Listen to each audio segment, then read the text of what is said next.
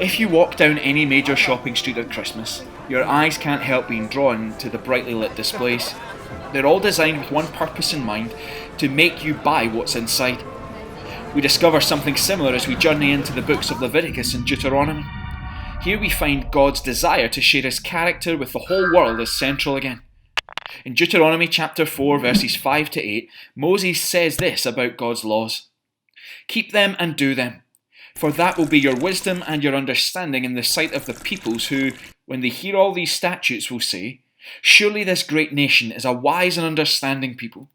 For what great nation is there that has a God so near to it as the Lord our God is to us, whenever we call upon him? And what great nation is there that has statutes and rules so righteous as all this law that I set before you today?" Moses says God's people will be living in the land in the sight of the peoples. They are going to be on display like the products in the shop windows of your high street. So we discover the purpose for God's people and his law: to display his goodness and his love, drawing the surrounding peoples to know him.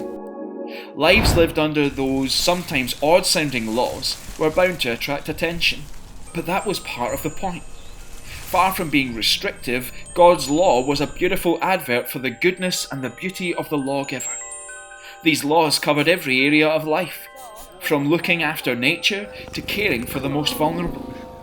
So when we're tempted to think that God only cares about our spiritual lives, the Old Testament laws show us that every part of life can be a shop window, advertising the blessing that comes from God to fulfill the promise made to Abraham.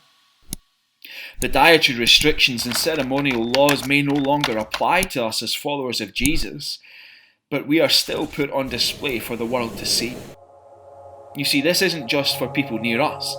As we hear in Deuteronomy, God's desire is for all peoples to see and to know his goodness.